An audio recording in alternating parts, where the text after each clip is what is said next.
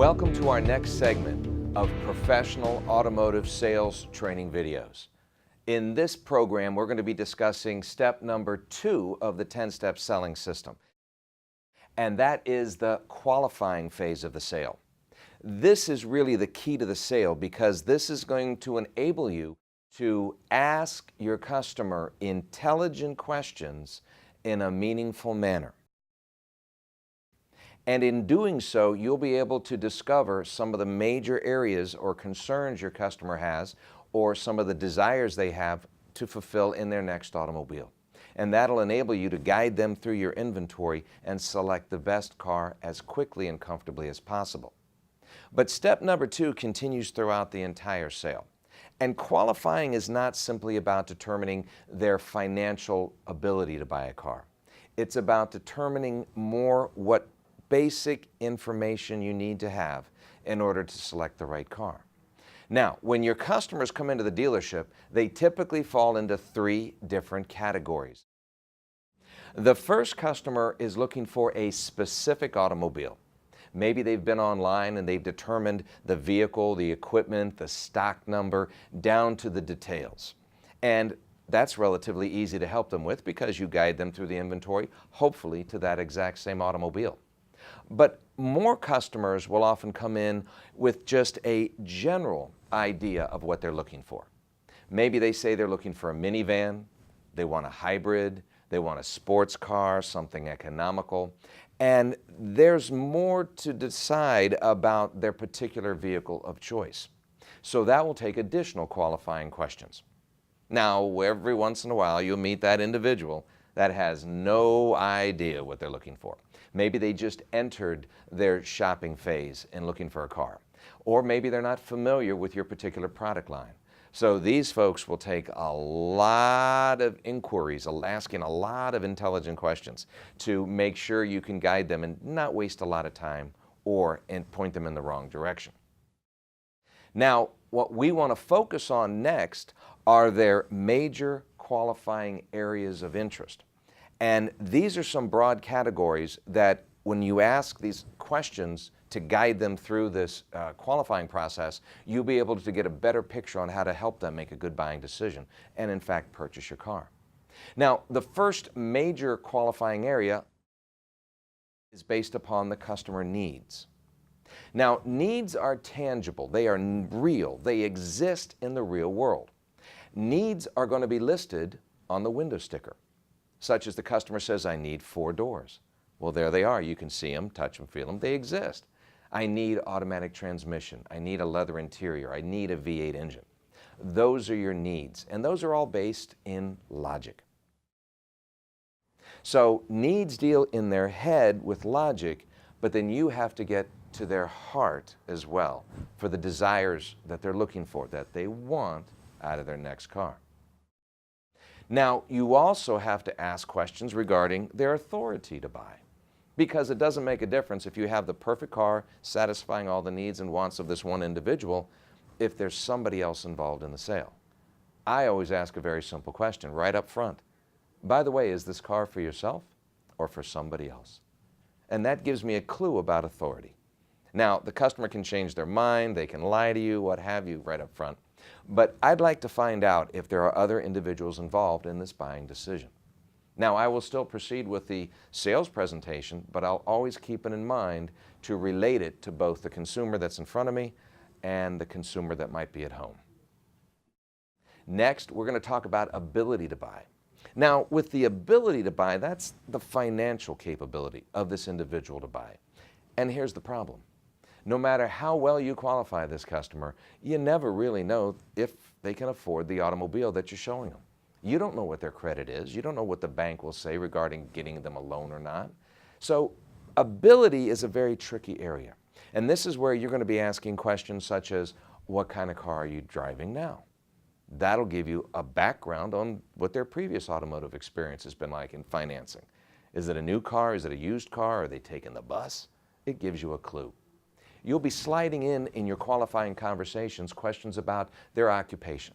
What do they do for a living? How long have they been doing it? You'll find out a little bit about where they live. These will all give you clues, but are no guarantee to their financial ability. which is why I will always qualify for their budget range so that I can select the least expensive car that comes closest to what they need and want, and hopefully will be approved by all buying parties involved.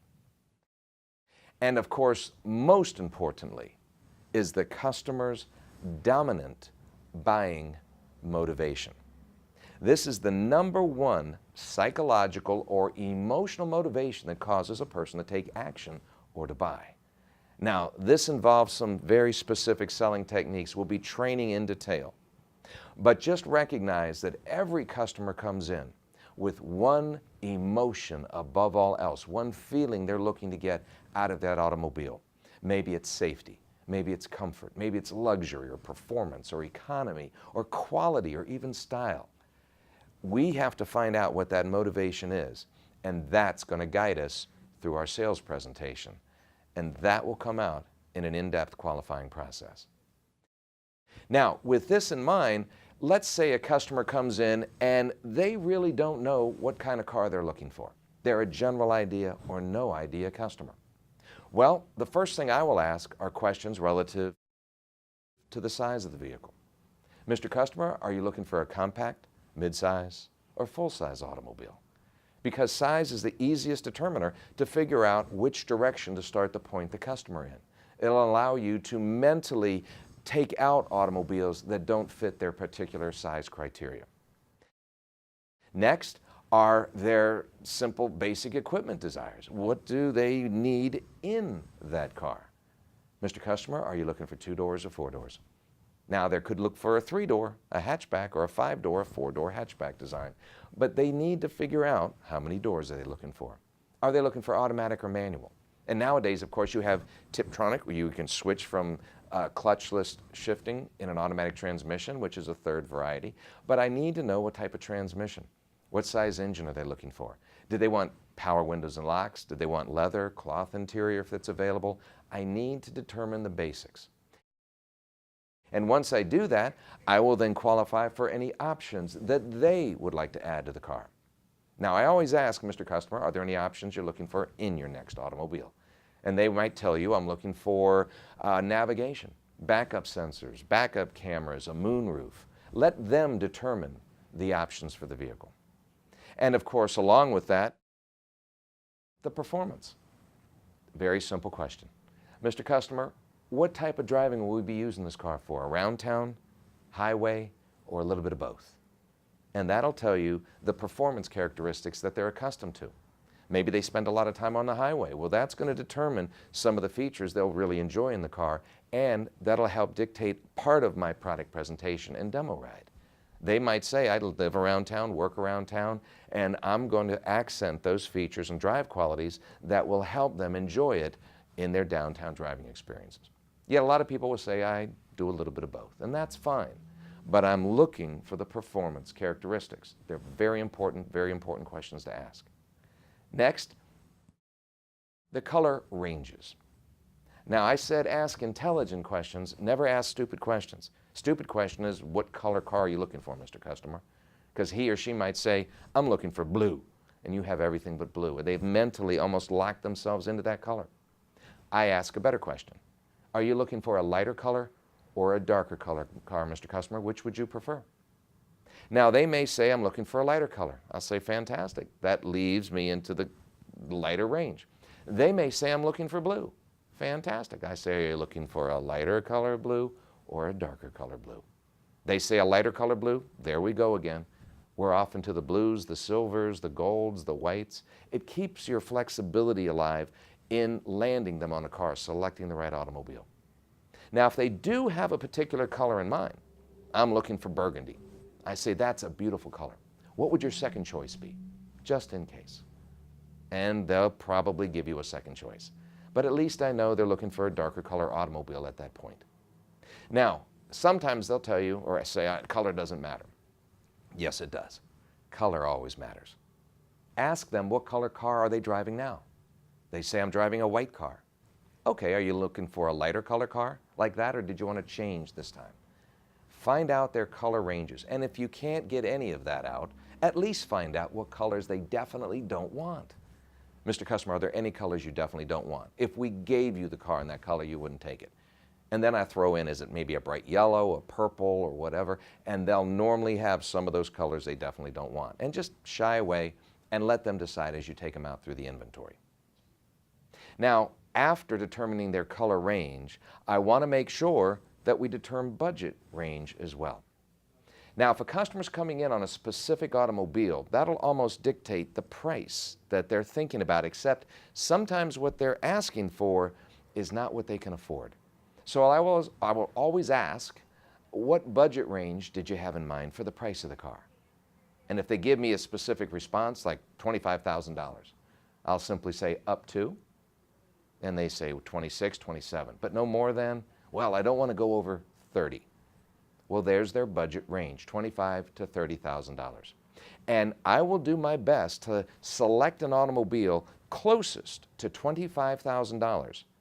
That's the right size, with the right equipment, with the right options, hopefully in their color range, that will give them the performance they're looking for. And when you do that, you've gained a tremendous amount of confidence with your customer. They understand you know what they're looking for, you're not going to waste their time, you're not going to waste their money. So qualifying begins the process of getting into the customer's head and getting into their heart, finding out what they're looking for and the feelings they're looking to get out of the automobiles, determining whether they're looking for a specific car, a general idea or no idea, or even if they're looking for a specific automobile, what type of driving they will be using the car for, what kind of color range, what kind of budget range. I still have more qualifying. And this qualifying will continue throughout the entire sale. So qualifying is an art, and it might sound something as simple as, hi, welcome to Rosenthal Automotive. My name's Steve Kern, and you are? John. John, and your last name? Jones. Pleasure to meet you, John. How could I be of service to you today? He might say, I'm looking for a car. I'd say, great, for yourself or for somebody else. He says, I'm looking for a car for myself. Anything particular in mind? And he'll either say a particular car or just a general idea or no idea. And then I'll just follow the bouncing ball.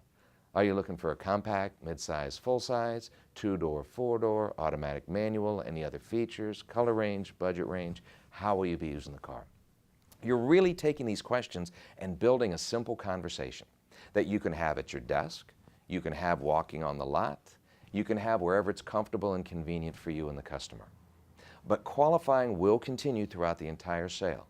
And most importantly, we're going to be learning how to qualify for the dominant buying motive, the number one emotion or motivation that's driving them to purchase a car. And with this information, we can save a lot of time, a lot of trouble, a lot of headaches for the customer, and make them find the right car at the right price from the right dealership, from the right person right now.